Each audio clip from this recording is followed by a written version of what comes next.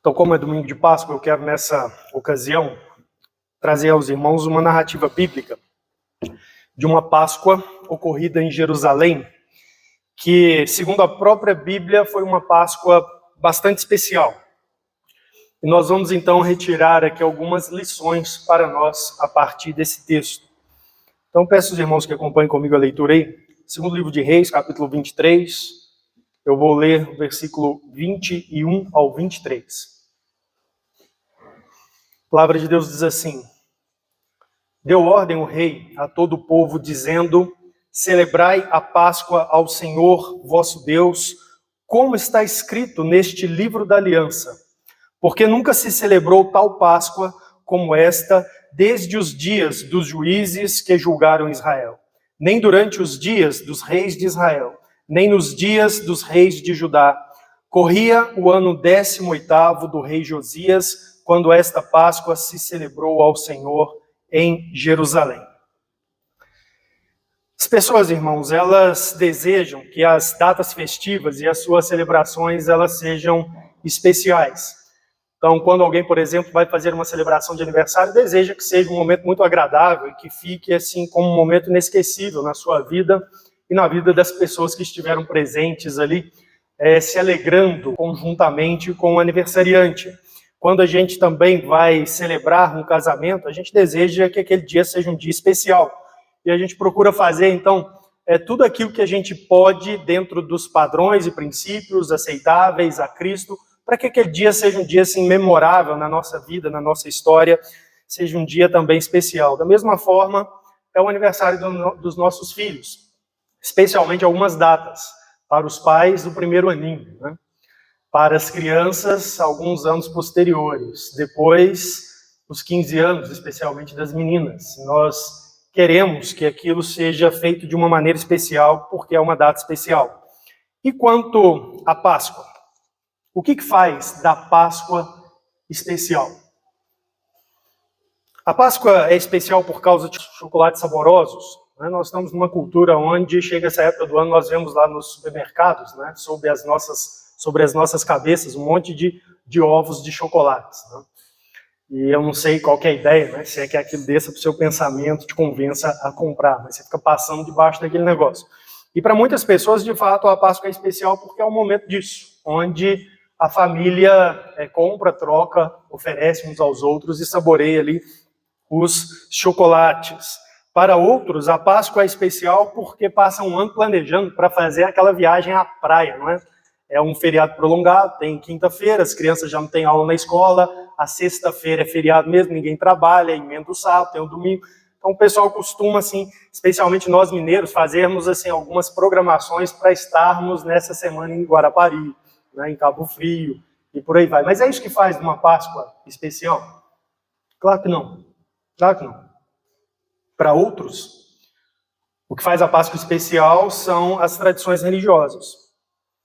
Eu cumpri o jejum da quaresma, eu me abstive de determinados alimentos e eu participei de celebrações estéticas ao longo da semana e isso fez da Páscoa algo especial. Mas realmente é isso que torna a Páscoa especial? Não. Vamos ler algumas coisas e pensar à luz desse texto que foi lido na Escritura. Você observou o versículo 22 aí do livro de Reis, capítulo 23? Ele traz assim: porque nunca se celebrou tal Páscoa como esta desde os dias dos juízes que julgaram Israel, nem durante os dias dos reis de Israel, nem nos dias dos reis de Judá. O texto fala aqui que a esta altura daquilo que está sendo narrado aqui, já havia muito tempo na história do povo de Deus, na história de Israel, que não se celebrava uma Páscoa como aquela que foi celebrada nos dias que o texto registra para nós aqui.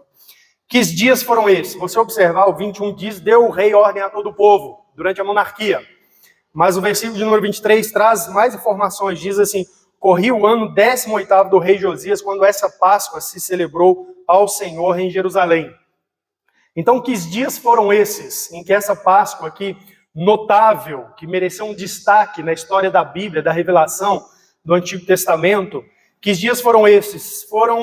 Foi a Páscoa celebrada nos dias do rei Josias, especialmente aquela que em que ele estava no seu 18º ano de governo como monarca sobre Judá, sobre o Reino do Sul.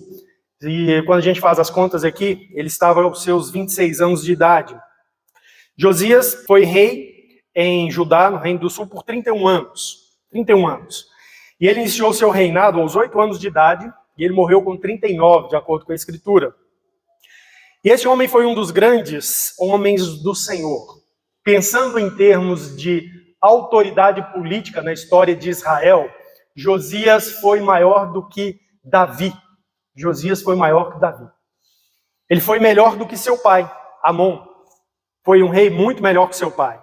E ele foi, assim, o completo oposto do seu avô. Se a gente olha na história aí da Bíblia, o seu avô foi um homem chamado Manassés. Um homem que, na sua conduta pessoal e na maneira como ele conduziu a nação em termos de caminhos espirituais, ele levou Israel, assim, para longe de Deus, da maneira mais rápida e mais oposta possível. Tudo aquilo que Deus, na sua palavra, disse para os israelitas não se envolverem e não fazerem, Manassés procurou, assim, com pressa, introduzir ou multiplicar ou intensificar ali na história de Israel, no culto em Israel, na prática religiosa em Israel. Josias era neto desse homem, e ele foi o oposto, completo oposto do seu avô. Agora, o destaque de Josias como líder não ocorreu, irmãos, por causa de conquistas militares. Ele era um rei, e nós esperamos que o nome de um rei, a história de um rei, seja lembrada por causa da sua valentia, ou então da sua capacidade estratégica, e usando essas coisas, conquistar vitórias em campo de batalha. Josias se tornou um rei notável não por causa disso. Aliás, ele morreu em campo de batalha contra o faraó Neco, que subia do Egito. Ele morreu em combate. Não foi por táticas políticas. A Bíblia não faz assim menções, como faz de outros reis, né, da maneira como Josias se conduziu em termos políticos, como que ele foi hábil para dirigir o povo, governar o povo, tratar das questões relacionadas à sua nação, os insatisfeitos, os satisfeitos. Não foi por causa de táticas políticas. Não foi por causa de capacidade diplomática. A Bíblia, por exemplo, fala de Salomão e da sua capacidade diplomática. A palavra de Deus não diz nada disso a respeito de Josias. Ele não se tornou notável porque ele tinha uma boa conversa, uma boa abordagem para com os governantes das nações no entorno, dos impérios que estavam crescendo à sua volta. Não é isso que fez de Josias um rei notável. Josias também não foi notável por multiplicar impostos, como filho de Salomão. Deixou o seu registro na história do povo de Israel por causa da multiplicação de impostos. Ele não se tornou notável por constituir grandes haréns como rei, como outros da sua época fizeram. Ele não se notou notável por causa disso. A notoriedade desse homem na história do povo de Israel, na história do povo de Deus, ela se dá por causa de um evento,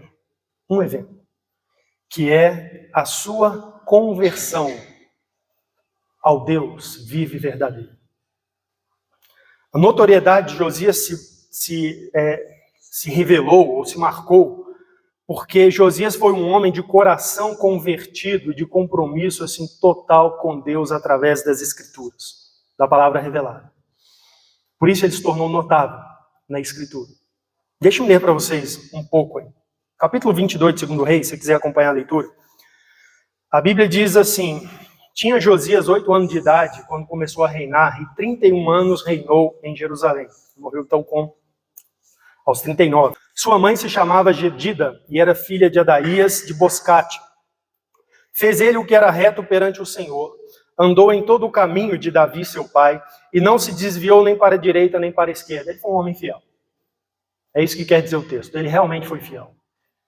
O texto continua dizendo: no 18º ano do seu reinado, o rei Josias mandou o escrivão Safã, filho de Azalias, filho de Mesulão, à casa do Senhor, dizendo, observe, no 18º ano do seu reinado, ele começou a reinar aos 8 anos, então isso aconteceu aos 26 anos de vida. Quando ele estava com 26 anos, ele manda o escrivão à casa do Senhor, né, ao templo de Israel, com a seguinte ordem, dizendo, o texto continua dizendo, versículo 4, sobe a Ilquias, o sumo sacerdote, para que conte o dinheiro que se trouxe à casa do Senhor, o qual os guardas da porta ajuntaram do povo, que o deem nas mãos dos que dirigem a obra e tenha seu cargo a casa do Senhor, para que paguem aqueles que fazem a obra que há na casa do Senhor, para repararem os estragos da casa, aos carpinteiros, aos edificadores, aos pedreiros, e comprem madeira e pedras lavradas, para repararem os estragos da casa. Porém, não se pediu conta do dinheiro que se lhe entregaram nas mãos, porquanto procediam com fidelidade. Então Josias manda levantar os recursos que haviam a fim de efetuar uma reforma, no templo antigo, o templo de Salomão, ali em Israel. E o texto continua relatando, versículo 10. Relatou mais o escrivão Safã ao rei, dizendo: o sacerdote Ilquias me entregou um livro. E Safã o leu diante do rei. Tendo o rei ouvido as palavras do livro da lei, rasgou as suas vestes. Ordenou o rei a Ilquias, o sacerdote, a Aicão, filho de Safã, a Aquibor, filho de Micaías, a Safã, o escrivão, e a Asaías, servo do rei, dizendo: ide, consultai o Senhor por mim, pelo povo e por todo o Judá, acerca das palavras deste livro que se achou, porque grande é o furor do Senhor que se acendeu contra nós, porquanto nossos pais não deram ouvidos às palavras deste livro, para fazerem segundo tudo quanto está escrito neste livro. O que a Bíblia nos diz é que esse homem, aos 26 anos de idade, ele ainda não tinha ouvido a palavra de Deus, que até então tinha para os seus dias. O tanto de revelação bíblica que Deus já tinha enviado através de seus profetas, especialmente aqui o livro da lei, é uma menção ao Pentateuco, especialmente partes do livro de Deuteronômio, e ele ainda não tinha ouvido isso.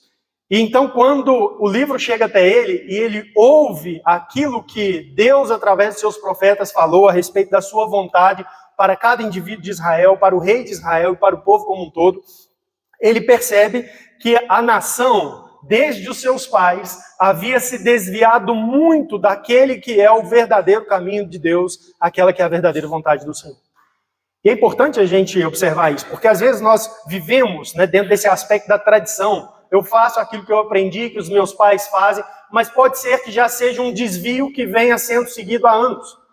E é isso que Josias se deparou quando ele ouviu a palavra de Deus. Ele pensou assim: gente, nós não estamos fazendo e vivendo aquilo que Deus disse que nós deveríamos fazer.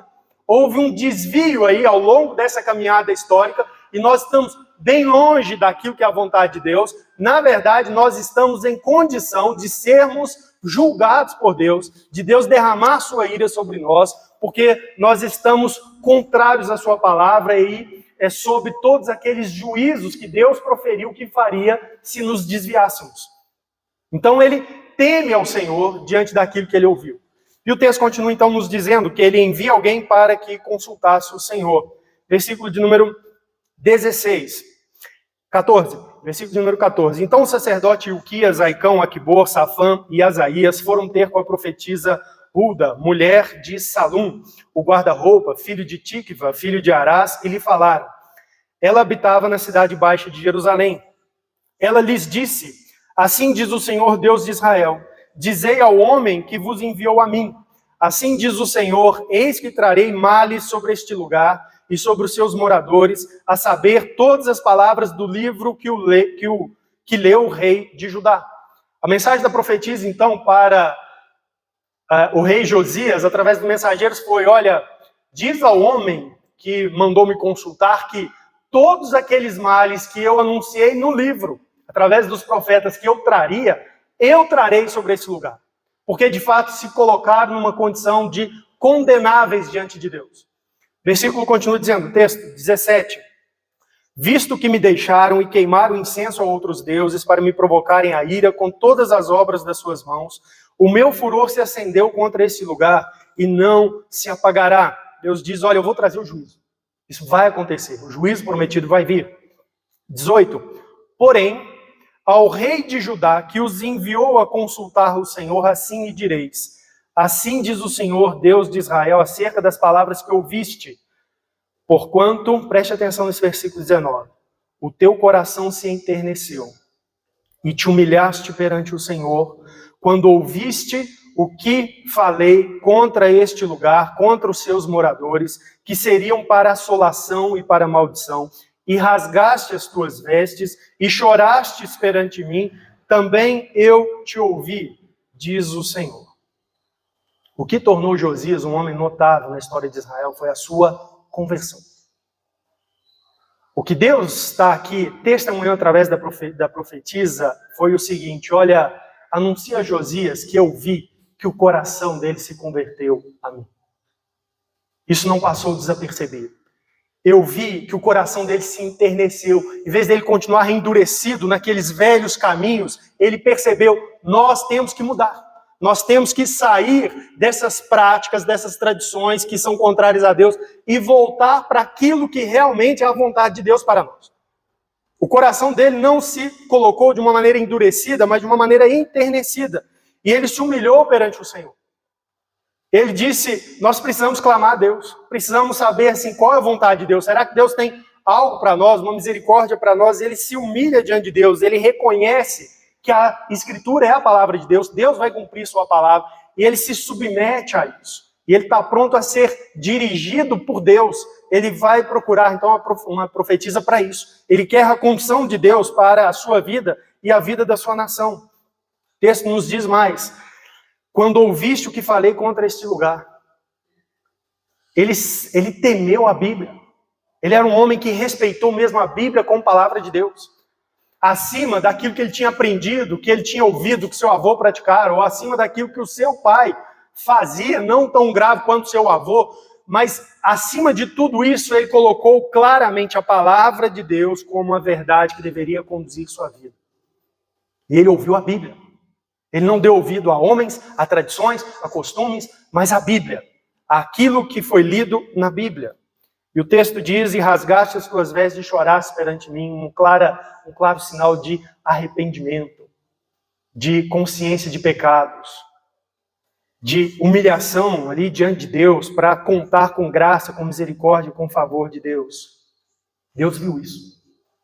Deus viu a conversão do coração desse homem a ele, aos 26 anos de idade.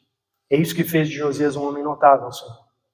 Versículo 20, o texto continua dizendo: pelo que eis que te reunirei a teus pais, e tu serás recolhido em paz à tua sepultura, e os teus olhos não verão todo o mal que hei de trazer a este lugar. Então levaram eles ao rei esta resposta. O que Deus disse para ele, em resumo, foi assim: Josias, já que você se converteu de verdade desta maneira, o juízo vai vir, mas não vai vir nos seus dias. Você vai terminar o seu período, seu período de reinado, você vai morrer, você vai ter um sepultamento digno junto com os seus pais, seus ancestrais, mas o juízo vai vir sobre Israel. A vida de Josias, então, irmãos, ela foi notável a partir da sua liderança como rei de Israel, sempre fundamentado nas Escrituras. A Bíblia não trata dos seus primeiros 18 anos de governo. Não trata.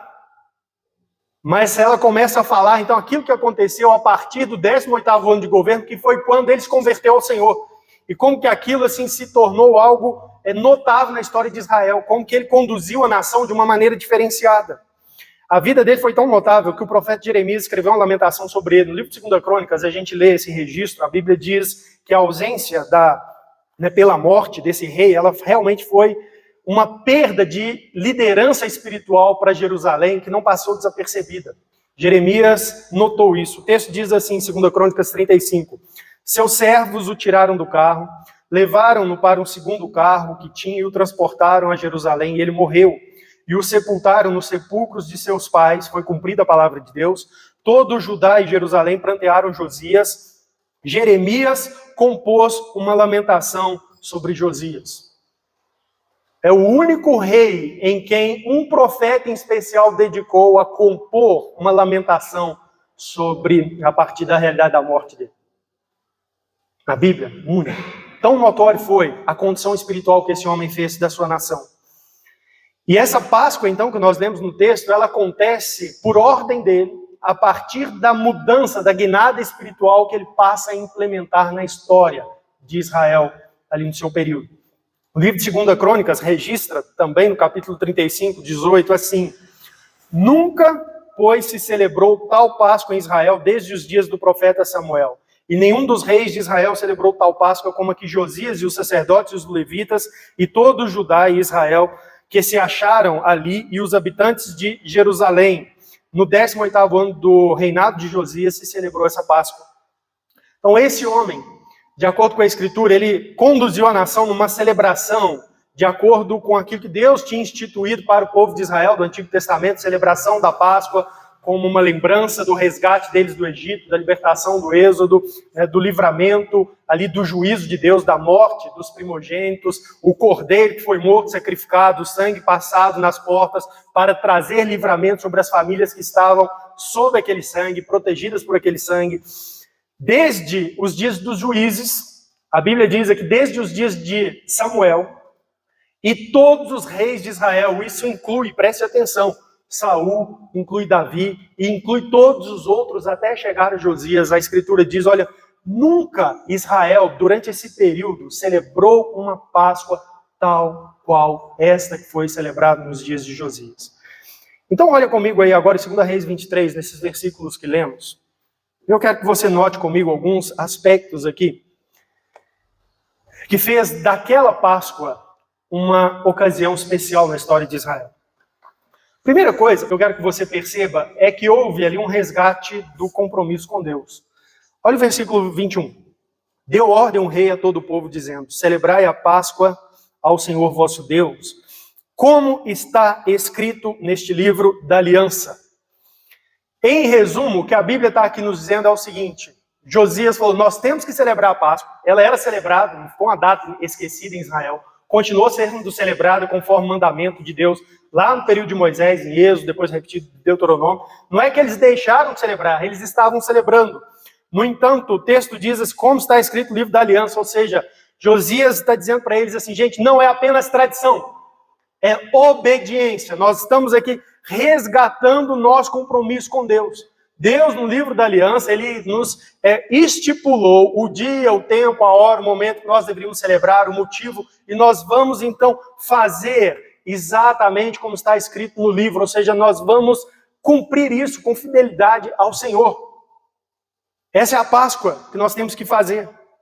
Irmãos, da mesma maneira, nós podemos ter uma celebração especial, uma adoração especial nesse dia, quando nós lembramos da morte de Cristo por nós, e especialmente da ressurreição dele dos mortos, se nós, de fato, expressarmos na nossa adoração um compromisso com Deus. Sabe, se a gente ficar aqui só falando de ressurreição, cantando sobre a morte de Cristo, sobre a ressurreição dele, e ouvir um sermão de Páscoa, e irmos embora, assim, cumprindo simplesmente um movimento de tradição marcado pelo calendário, isso não tem valor nenhum diante de Deus. Nenhum. Existem uma série de elementos no Novo Testamento onde Jesus, na ceia ali, ele antecipa a Páscoa, e na ceia ele traz os seus discípulos e posteriormente todos os demais que eles vão ser evangelizados por aqueles 12 discípulos, ele traz os elementos da sua morte, da sua entrega, de como que o sacrifício dele na cruz, o sangue dele derramado, vai produzir, proporcionar salvação para todo aquele que crê. Esses elementos é que devem ser resgatados. O nosso compromisso com Deus deve estar nisto. Nosso compromisso com Deus deve estar em celebrar e adorar com fé que, de fato, o nosso Senhor Jesus Cristo está vivo. Nós temos um Senhor vivo nos céus. Não é apenas assim, realizar mais uma celebração como já vem sendo feito ao longo da história do cristianismo. Nós temos que ter compromisso com Deus. O que nós estamos fazendo? Por que nós estamos fazendo? Mas olha também no versículo 21, essa mesma frase. Celebrar a Páscoa ao Senhor vosso Deus, como está escrito no livro da aliança. E aqui eu quero resgatar agora, não um aspecto do compromisso que Josias resgatou. Vamos fazer como está escrito. Mas eu quero trazer aqui esse elemento de que ele buscou se pautar pela Escritura. Não foi só assim também. Vamos celebrar a Páscoa já que Deus mandou, mas vamos celebrar a Páscoa exatamente como Deus, no livro da aliança, disse que nós deveríamos fazer. Isso mostra para a gente que, por exemplo, Josias, ele estava à frente de Davi já no ano da sua conversão. No 18º ano do seu reinado, quando ele se converteu ao Senhor, ele manda celebrar essa Páscoa, diferente de Davi, que quando foi levar a Arca da Aliança para Jerusalém. Já era um homem crente, com várias experiências com Deus, conhecido da Escritura, ele tinha composto os Salmos, era profeta de Deus, e naquele momento um lapso no seu compromisso ali com Deus, na sua obediência com Deus, ele quis criar um evento todo maravilhoso. Ele mandou fazer um carro todo bonito, ornamentado, colocar a Arca da Aliança sobre aquele carro, escolheu os bois que iam puxar o carro, produziu toda uma festa, organizou toda uma celebração para que o carro saísse de Siló e fosse caminhando até chegar em Jerusalém, e a Arca da Aliança seria recebida em Jerusalém com grande festa, e no meio do caminho, os bois tropeçam, a arca riça sobre o carro, o Uzá tem que pôr a mão para que ela não caia no chão, e assim que ele põe a mão, ele morre, fulminado por Deus. E estraga a festa toda. E a Bíblia diz que Davi fica um tempo sem entender por quê. E depois ele vai entender que é porque ele não procurou fazer como Deus tinha dito nas Escrituras. Deus tinha dito que a arca deveria ser levada apenas pela mão dos sacerdotes, em varais atravessando argolas de ouro, e eles carregariam na mão com suas vestimentas próprias, o que ele então teve que fazer em um segundo evento um tempo depois. Josias converteu-se ao Senhor e ele disse assim: a minha segurança é a Escritura. Então vamos celebrar a Páscoa, mas vamos fazer como está escrito neste livro. Como está escrito. Irmãos, não é uma busca assim, por uma estética que impacta. Eu não sei se você observou, mas ao longo dessa semana nós tivemos na internet, aí, especialmente no Facebook, naqueles vídeos curtinhos, vários vídeos mostrando celebrações estéticas da Páscoa cristã em várias cidades do mundo, especialmente América Latina e países ibéricos, onde o catolicismo é muito forte. Roupas apropriadas, sons solenes, mas não é estética. Davi lá atrás se preocupou com a estética e Deus desagradou e não aprovou aquilo. E não abençoou para que a sua festa chegasse à conclusão em Jerusalém como clímax máximo. Deus simplesmente quer que seja obedecido. E Josias entendeu isso muito bem. Não é estética, não é experiência cultural. Ele não pensou assim, vamos fazer uma Páscoa assim, maravilhosa, um negócio assim, retumbante. Vamos criar uma comissão. Como é que agora, resgatando nosso caminho com Deus, como que nós podemos fazer uma Páscoa assim, extraordinária, notável em toda a história de Israel? Não. Ele falou assim, vamos obedecer o que Deus disse lá no livro. E ao obedecer, Deus disse que foi a melhor Páscoa em séculos da história desse povo. Porque eles foram obedientes. E se você ler aqui no texto, você vai ver, inclusive, que o cronista e também o autor ali do livro de Reis, eles gastam tempo descrevendo como que eles foram minuciosos. Eles escolheram os cordeiros, como que eles levaram os cordeiros para serem imolados no 14º dia, no dia correto. Como é que eles prepararam os alimentos, os pães asmos, sem fermento. Ou seja, eles simplesmente cumpriram tudo o que a Bíblia diz que deveria ser feito na Páscoa. E Deus disse assim, em séculos, essa foi a melhor Páscoa de Israel, porque houve obediência. Então vamos pensar em nós aqui. Nós não celebramos a saída do Egito mais. O que nós celebramos na Páscoa? O que deve ser resgatado? Abra a sua Bíblia então em Marcos 14. Acompanhe comigo uma leitura aqui. Evangelho de Marcos, capítulo 14. Eu vou ler desde o versículo 16. A Bíblia diz assim: saíram, pois, os discípulos, foram à cidade, e achando tudo como Jesus lhes tinha dito, prepararam a Páscoa. Ao cair da tarde, foi com os 12. Quando estavam à mesa e comiam, disse Jesus: em verdade vos digo que um dentre vós, o que come comigo, me trairá. E eles começaram a entristecer-se e a dizer-lhe, um após o outro: porventura sou eu? Respondeu-lhes: é um dos 12, o que mete comigo a mão no prato. Pois o Filho do Homem vai, como está escrito a seu respeito, mas ai daquele por intermédio de quem o Filho do Homem está sendo traído. Melhor lhe fora não haver nascido. E enquanto comiam, tomou Jesus um pão, e abençoando-o, partiu e lhes deu, dizendo: tomai, isto é o meu corpo. A seguir, tomou Jesus um cálice, e tendo dado graças, o deu aos seus discípulos, e todos beberam dele. Então lhes disse, isto é o meu sangue, o sangue da nova aliança derramado em favor de muitos. Em verdade vos digo, jamais beberei do fruto da videira até aquele dia em que hei de beber novo no reino de Deus. Tendo cantado um hino, saíram para o Monte das Oliveiras. Quero que você observe algumas coisas nessa narrativa. Marcos nos diz que os discípulos saíram e foram à cidade e acharam tudo como Jesus tinha dito e prepararam Páscoa.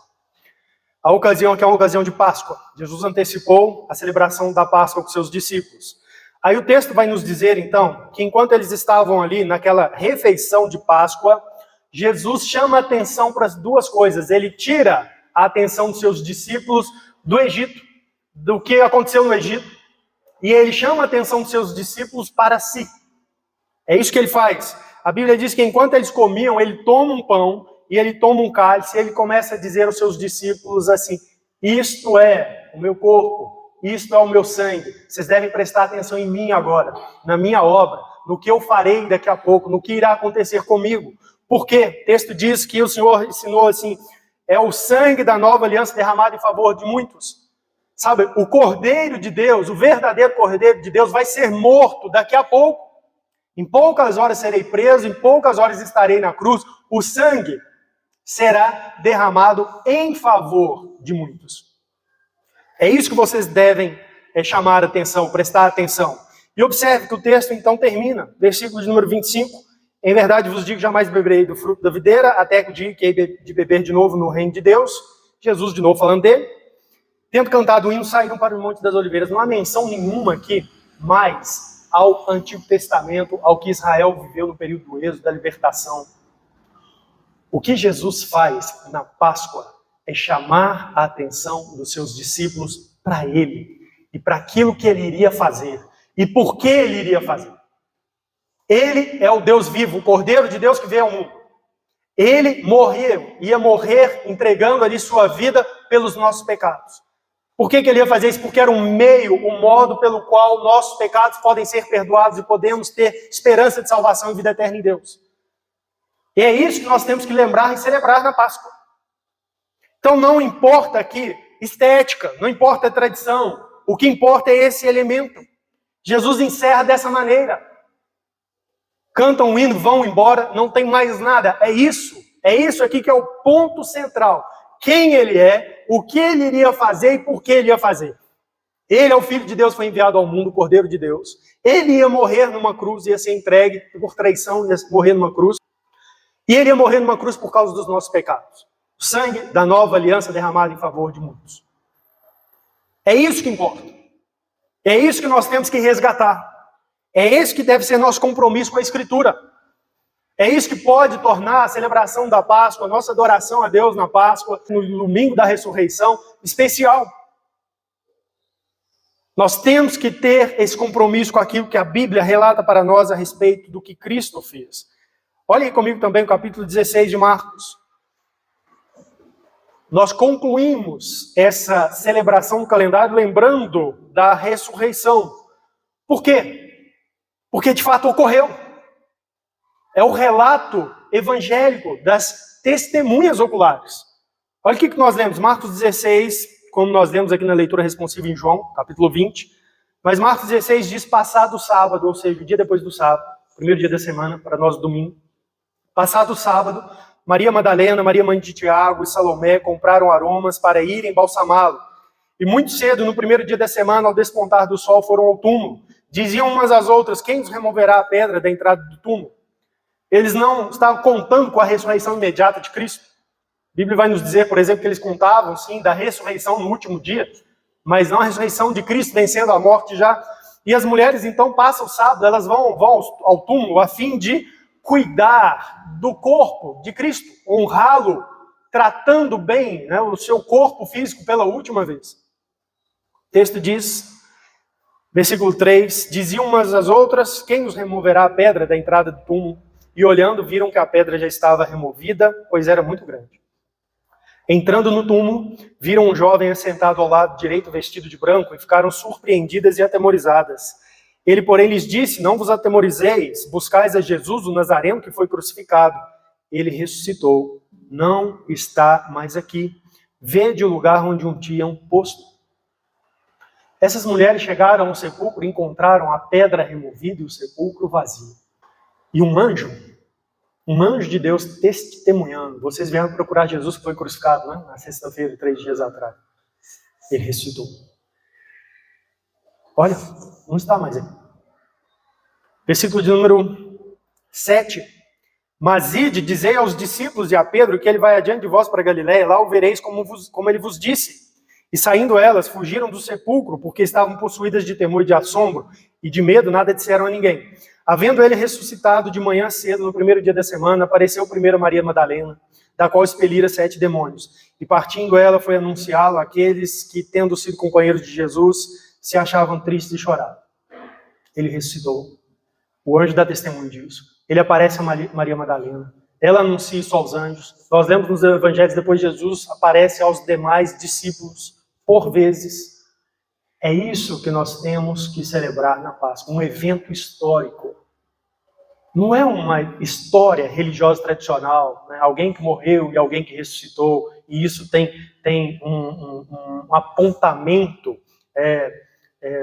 memorável, de lição, de exemplo. Não é isso. O que é celebrado é uma ressurreição testemunhada. Os seguidores de Cristo que conviveram com ele, de fato, o viram, embora fossem procurar morto. Não o encontraram, mas o viram vivo. E é isso que tem que ser celebrado. E essa é a base, inclusive, assim, de toda a fé e esperança cristã. O apóstolo Paulo, aos Coríntios, ele vai ser assim, muito, muito claro, muito franco, muito nu e cru nos seus apontamentos sobre a ressurreição. Paulo diz assim, escrevendo aos Coríntios: e se Cristo não ressuscitou, é vã a vossa fé e ainda permaneceis nos vossos pecados. O que ele quer dizer com isso? Gente, a nossa esperança se resume ao seguinte: sermos aceitos por Deus, porque nós somos pecadores. E se Cristo não ressuscitou, ou seja, se a obra dele na cruz do Calvário não foi aceita por Deus satisfatoriamente, cabalmente, de modo que a ressurreição testemunha isso, ele ressuscita, como nós estudamos em Romanos, para a nossa justificação, ou seja, um testemunho de que de fato Deus aceitou o sacrifício dele pelo nosso pecado. E ele então levanta vitorioso sobre a morte. Essa é a nossa esperança. Se isso não aconteceu de fato, se nós não cremos nisso, nós apenas falamos disso, lembramos disso, cantamos disso no domingo, mas se isso de fato não está na nossa fé profunda, na nossa convicção profunda, Paulo diz assim: se isso não é verdade, vocês ainda permanecem em seus pecados, porque todos são pecadores. Todos nós estamos em falta com Deus. Merecemos o juízo de Deus. E Paulo diz, na sequência aqui, resta juízo, não tem esperança. No fim das contas, é morte e o juízo eterno. Porque o que você pode fazer? Se Cristo, o Filho de Deus, santo e puro, não tiver ressuscitado, vencido o pecado, você, qualquer coisa que você vai fazer, vai conseguir conquistar diante de Deus benevolência, graça, favor. Impossível. Impossível. O que resta é que todos nós terminamos a nossa vida em pecado e sob o juízo de Deus. É isso. Então essa é a base de toda a construção de fé do cristão. O Filho de Deus prometido veio ao mundo em carne, ele viveu uma vida santa, entregou-se na cruz pelo nosso pecado e ele ressuscitou, vencendo a morte, demonstrando que de fato o nosso pecado foi vencido pela morte dele. É isso que nós temos que resgatar, de acordo com a Escritura. Se nós honrarmos a Cristo, adorarmos, celebrarmos e falarmos da Páscoa para outras pessoas, testificando essas verdades, nós fazemos uma Páscoa valer a pena. Uma Páscoa especial, uma Páscoa que estará agradável ao Senhor. Mas se perdermos esses elementos, será apenas estética, será apenas tradição, será sem valor. Sem valor. Talvez tenha sido assim na sua vida até hoje. Talvez, a partir de hoje, dessa conscientização, você possa perceber que essa foi a Páscoa especial de toda a sua vida. Porque você agora está sabendo o porquê lembramos disso. O porquê celebramos isso. Porque adoramos a Deus na Páscoa. Porque o Filho dele veio ao mundo, morreu pelo nosso pecado e ressuscitou vencendo a morte, nos dando esperança, confiança de salvação. Apenas isso, irmão. Todas as outras Páscoas você passou, se você trocou chocolate, se você foi à praia, se você fez viagem, se você sentou com sua família, se você participou de celebrações religiosas, mas não teve isso firme guardado no seu coração, sem nenhum valor.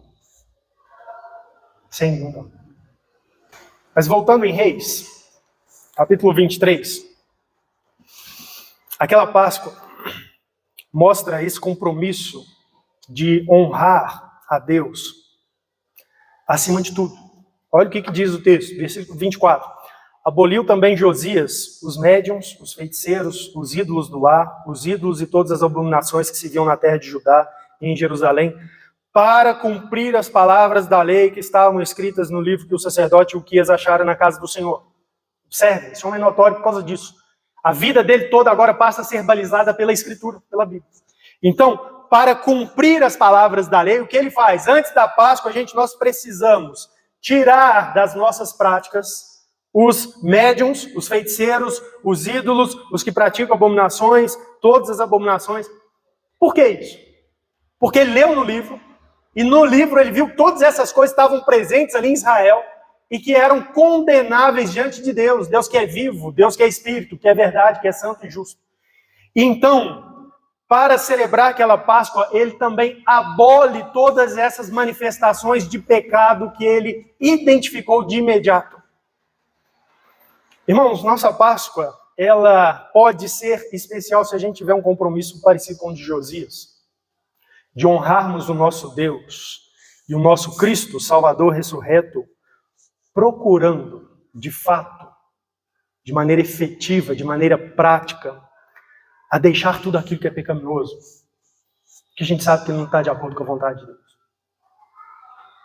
E isso envolve abnegação, isso envolve a disposição por perder coisas. Imagina, esse homem perdeu pessoas no seu reino. Antes da Páscoa, quando ele manda abolir médiuns, feiticeiros, nas sociedades onde essas coisas existiam, como Israel do seu período, já estava prolongando, eram pessoas influentes na sociedade. Eram as pessoas que tinham um determinado destaque, notoriedade. E ele teve a ousadia de dizer assim, as pessoas que não se convertem ao Senhor, que não têm compromisso com Deus, com a sua palavra, para fora. Você imagina o rebuliço que isso pode causar numa nação? Isso envolve separação de famílias. Um rei, tudo que ele quer é o povo assim feliz e tranquilo. Mas esse homem, por causa do seu compromisso com a palavra de Deus e de sua disposição então de honrar a Deus de acordo com aquilo que a Bíblia diz que Deus se agrada, e aquilo que a Bíblia mostra que Deus não se agrada, ele se dispôs a purificar a nação, mesmo que aquilo custasse. E ele promoveu isso. Abra sua Bíblia em 1 Coríntios capítulo 5, eu quero que você veja aqui também uma referência interessante. A Páscoa, ela tem na sua comunicação de verdades espirituais esse elemento também.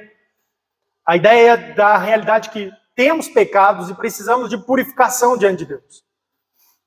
1 Coríntios capítulo 5, nós temos aqui uma narrativa na Escritura onde Paulo instrui a igreja de Corinto a respeito da disciplina de um pecado público grave que havia acontecido ali. E aí no versículo de número 7, ele vai dizer o seguinte, na sequência da instrução sobre o que a igreja deveria fazer, ele vai dizer assim, lançai fora o velho fermento para que sejais nova massa, como sois de fato sem fermento, pois também Cristo, nosso Cordeiro Pascal, foi imolado. Observe essa frase, Cristo, nosso Cordeiro Pascal, foi imolado. Ele está lembrando aqui do que? Da Páscoa, versículo de número 8, por isso celebremos a festa. Ele está usando a linguagem do Antigo Testamento a respeito da Páscoa. E ele está dizendo o seguinte, olha, nós temos que agir assim como igreja, porque nós não podemos manter aquilo que Deus desaprova em nosso meio com clareza, com publicidade. Isso não pode. O nosso Cordeiro Pascal já veio, ele é Jesus Cristo. Cristo veio para morrer pelo nosso pecado. E o que isso implica? A Páscoa, né, havia ali aquela celebração onde um cordeiro era morto, o sangue dele era lembrado como o sangue que livrou os israelitas, né, do juízo de Deus por causa dos seus pecados. Havia ali aquela massa, né, sem fermento para ser usado como alimento por 7 dias, que era um símbolo da purificação. A ideia do fermento ali é um símbolo do pecado. Né? O fermento, quando ele é posto numa massa, é misturado, ele toma conta de toda ela, ele se espalha por toda ela, e a sua influência, né, é vista em toda ela como um todo, assim, cresce, expande. E Paulo está dizendo o seguinte para a igreja: nós não podemos deixar esse tipo de coisa, porque o pecado não tratado, ele se espalha, pecado puro. Então, como na Páscoa, vamos fazer as coisas sem fermento, sem pecado? Cristo, nosso Cordeiro, já foi imolado, gente. A nossa Páscoa é uma realidade constante. Nós temos que procurar vidas santas diante dele. Versículo de número 8. Ele diz, então, por isso celebremos a festa não com o velho fermento, nem com o fermento da maldade, da malícia, e sim com asmos da sinceridade e da verdade. Já em carta vos escrevi que não vos associasseis com o impuro. Ele está dizendo, olha, a nossa vida tem que ser limpa diante de Deus. Nós temos que ter esse compromisso constantemente. Então vamos fazer isso. E é isso que a gente vê Josias fazendo. Josias entendeu, olha, essas coisas que Deus reprova, e nós temos ela no nosso meio. Então vamos tirar fora antes de celebrar a Páscoa. A gente tem que ter esse compromisso, irmãos, de honrar a Deus com vidas santas. E isso incluindo a realidade da nossa adoração a Deus no tempo da Páscoa, no período da Páscoa. Segundo Reis 25, tem mais um elemento que eu quero trazer. A Bíblia diz ainda aqui do coração apegado a Deus. O texto diz assim: antes dele não houve rei que ele fosse semelhante, que se convertesse ao Senhor, segundo Reis 23, 25. Que se convertesse ao Senhor de todo o seu coração, de toda a sua alma, de todas as suas forças, segundo toda a lei de Moisés. E depois dele, nunca se levantou outro igual. É uma palavra de Deus a respeito de uma pessoa maravilhosa. Você já pensou se Deus desse esse testemunho a respeito de você? Nunca houve uma pessoa que se converteu a Deus como, coloque seu nome. Nunca, nem depois dele se levantou alguém como o fulano. Ou assim, fulano, a irmã fulano.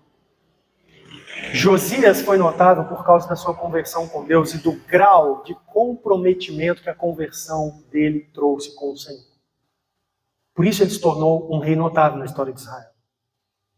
Não era apenas a data, então, ali da Páscoa, mas envolvia também a pessoa de Josias e o coração dele. Sua vida com Deus. A Bíblia diz: não houve rei semelhante a ele que se convertesse ao Senhor de todo o seu coração. Josias não foi um sujeito assim, não, agora eu sou crente, eu vou crer nessa palavra, vou seguir ela, mas em algumas coisas, não tudo. Não. Josias disse assim: eu me submeto completamente. Completamente. Ele se converteu ao Senhor de todo o coração, de toda a alma, de todas as suas forças. Lembra, Deuteronômio capítulo 6, aquele mandamento do Senhor que Jesus diz que é o maior dos mandamentos, amar a Deus de todo o coração, toda a sua alma, com todas as suas forças? Pois a Bíblia está nos dizendo aqui que Josias se converteu de tal modo, onde isto ficou claramente percebido e notório na vida dele, na condução dele, da sua vida e das suas responsabilidades como rei de Israel. Ele se converteu ao Senhor de coração. Ele disse: esse é o meu Deus, com toda a sua alma. Não havia assim, particularidades onde ele não permitia que Deus tocasse na sua vida, que Deus conduzisse a sua vida. Toda a sua alma, com todas as suas forças. A conversão dele trouxe também um desejo no seu coração de seguir tudo aquilo que Deus diz na Bíblia, com todas as suas forças. É isso que eu vou fazer para agradar a Deus. Eu vou me esforçar para viver isso, para andar nesse caminho. Segundo toda a lei de Moisés. Não o que eu acho, o que eu penso que agrada a Deus, mas de acordo com a lei. Aquilo que ele já disse na palavra de Deus, que é a vontade dele. Esse é o meu parâmetro. É aí que está a minha segurança. É assim que eu vou servir a Deus. Aos 26 anos, Josias experimentou essa conversão. Isso mudou a vida dele completamente. Isso mudou a nação dele por uma geração. A Páscoa foi assim, sem igual de séculos na história de Israel, por causa do compromisso desse homem com Deus. Não tem como você celebrar uma Páscoa verdadeira se você não tiver um coração convertido a Deus de verdade. Você precisa entender isso. Você precisa. Josias, durante 25 anos, com certeza ele participou de celebrações de Páscoa em Jerusalém. Fazia parte da tradição. Mas nunca houve tal Páscoa em Israel como aquela do ano que ele se converteu. Irmãos, a conversão faz toda a diferença na vida de uma pessoa. Você quer seguir um caminho com Deus, um caminho verdadeiro, um caminho aprovado, ele passa por conversão. E eu queria dizer isso para você, como igreja. Páscoa é uma oportunidade de dar testemunho, porque tem muitas pessoas que celebram Páscoa de modos variados, mas não converteram-se a Cristo ainda. Não conhecem como seu único Senhor Salvador, não entendem sua morte na cruz como que pagando por todos os seus pecados pessoais. Não conseguem exercer fé somente em Cristo como seu único Salvador. Não creem de verdade ressurreto. Não esperam que em breve ele se manifestará vivo em carne para toda a humanidade. Não esperam isso, falam de ressurreição, celebram a ressurreição. O que faz toda a diferença é a conversão. Então a Páscoa é uma ocasião onde nós podemos testemunhar para as pessoas e pregar o Evangelho para as pessoas. Porque isso é fundamental. Agora talvez você esteja como Josias ainda, com 25 anos só. Talvez hoje, e essa Páscoa pode ser especial e memorável na sua vida, inesquecível, porque você pode ainda hoje encontrar Cristo como seu único suficiente Salvador. Se converter. Uma música, muito tempo a gente não canta na igreja, que diz assim: deixe hoje o seu pecado, venha com Jesus andar na luz, seu coração pode ser mudado pelo poder de Jesus.